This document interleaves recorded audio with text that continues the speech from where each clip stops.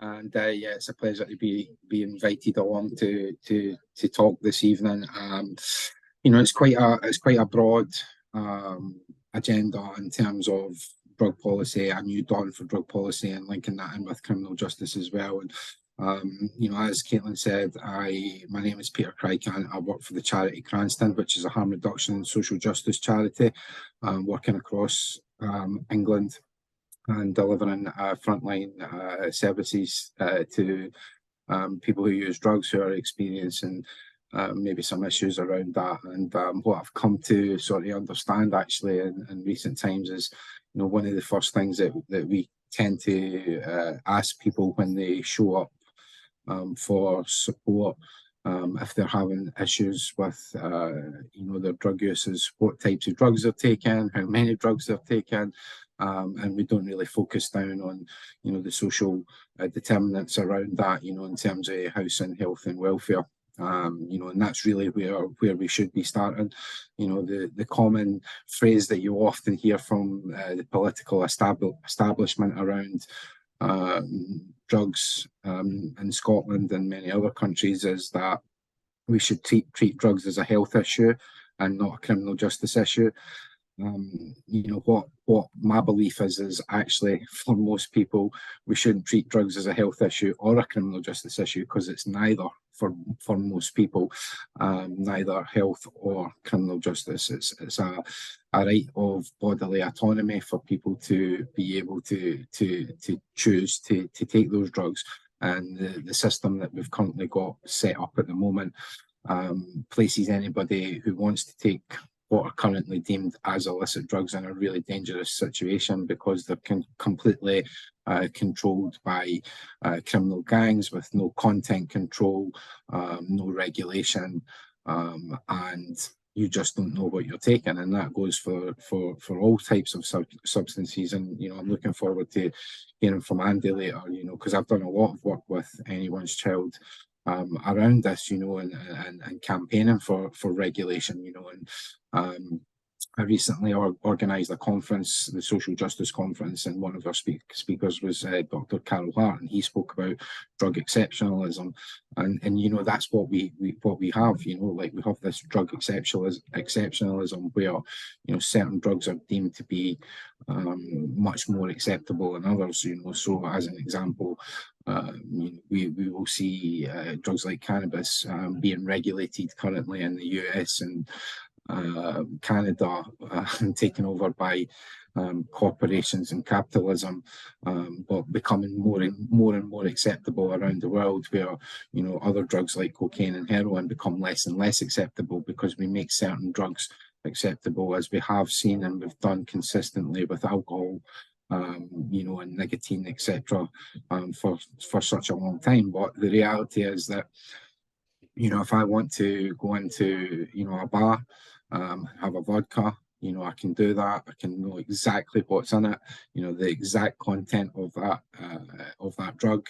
I can walk in, I can order a pint, I can get a bottle of wine. I know where it's been produced, if it's been produced in Australia, if it's been produced in Portugal. I don't think we produce much wine in Scotland, but I know where the product's produced. I know the content of the product. Unfortunately, what we see and what we've done in Scotland is we've created an illicit market. I mean, if we take street benzodiazepines as an example, up until 2010, until the recovery agenda hit, when the UK government, the drug strategy in 2010, which was backed and followed by the Scottish government, people would be prescribed benzodiazepines quite readily. In fact, and that's my own experience, having been prescribed benzodiazepines for a number of years at a high level through general practitioners, and all of a sudden what we do is we stop prescribing them. So we've created a generation of people dependent on benzodiazepines, and then we cut that supply off, that safe supply off. And what we see now is, the criminal gangs are rubbing their hands, selling these street benzodiazepines, which, the majority of the time it's a Tizalam, which is 8 to 10 times stronger. And Emma will be much more clued up on this type of stuff than me as well in terms of the content and stuff. And I know, the work that Crew does is amazing with, the harm reduction stuff as well. So, but the content can be variable from time to time, even coming from the same supplier. So the same key worker or drug distributor. I like to call them key workers at the moment because there's nowhere else for people to currently source their supplies. The content can be different from every single batch. The people that are out in the streets who are essentially most of the time distributing so that they can support their own dependency. The content every time can be different, so it places people in a very dangerous situation from time to time. And I hope there is going to be a new dawn for drug policy soon. I really do. But I don't see much change. Last time we had the figures for Scotland, there was 1,330 people died in a single calendar year. I was in Melbourne last week in Australia, presenting at the Harm Reduction International Conference, and the keynote plenary speaker was Helen Clark, the former Prime Minister of New Zealand and the current chair of the Global Commission on Drug Policy. And in her opening plenary speech to open the conference, Scotland was mentioned in the same breath as America and Canada.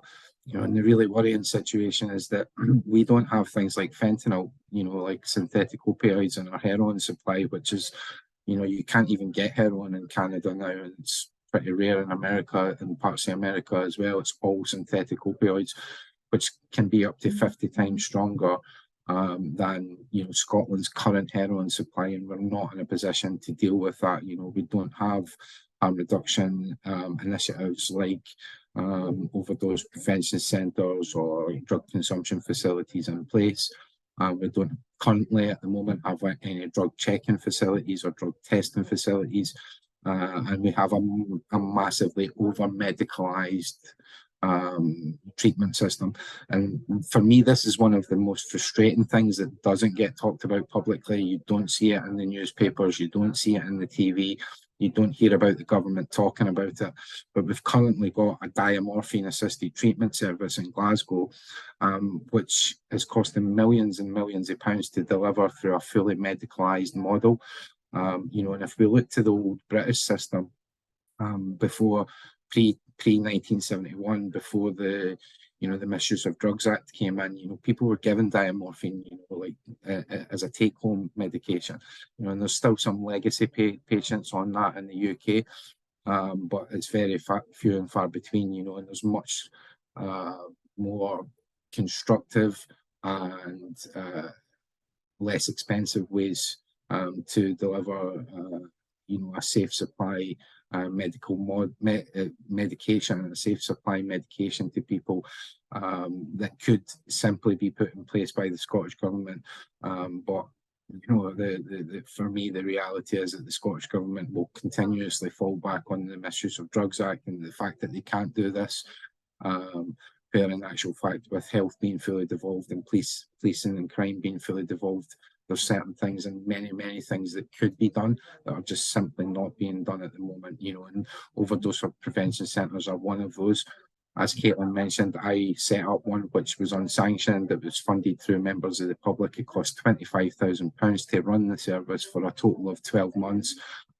Supervised around about 1,000 injections in the city centre of Glasgow. Obviously, we didn't have any fatalities. We didn't. We knew that everybody that was in there wasn't at risk of HIV or hepatitis C because there was no sharing equipment. The space was a secure space where it was sterile and clean from the back of a decommissioned ambulance. But what we also know now is, as my experience is, that the police didn't come in and close it down. And I firmly, 100% to this day, believe that if the police, and I'll wind up because I think I'm coming to my 10 minutes now, but if the police had known that there was something that they could have charged me with or closed that service down, they would have done that. And that's why they consistently will always go in and close down cannabis clubs in the UK, because it specifically mentions a premises being used for cannabis to be inhaled, and it also talks about opium to be inhaled as well. And that shows you what we're working with in terms of the Misuse of Drugs Act. Now, I'm not saying that the Misuse of Drugs Act is fit for purpose and that the Scottish Government shouldn't continue to push for the Misuse of Drugs Act to be thrown out the window completely and give people that right to bodily autonomy and regulate stuff like that. But what they can do in the meantime is get these sorts of centres set up. They can move away from this fully medicalised model of drug treatment and provide people a safe enough supply that they don't have to turn to the illicit market to continue to take those risks through the illicit market. Because that's what we see. And I'll finish again by just mentioning anyone's child. I've spoken at anyone's child events all around England and Wales, and spoke beside, and I'm speaking on the 11th of May actually in Edinburgh, I think. Emma will be there as well, and beside mothers who have lost children, campaigning for changes so that we don't have to continue to lose our loved ones.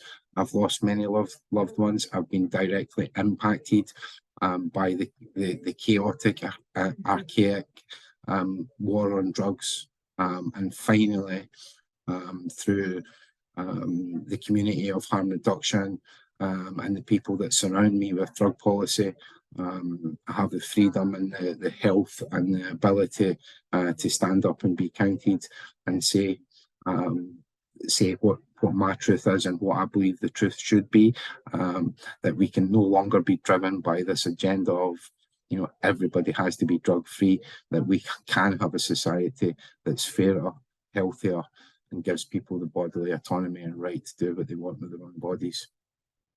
Thank you.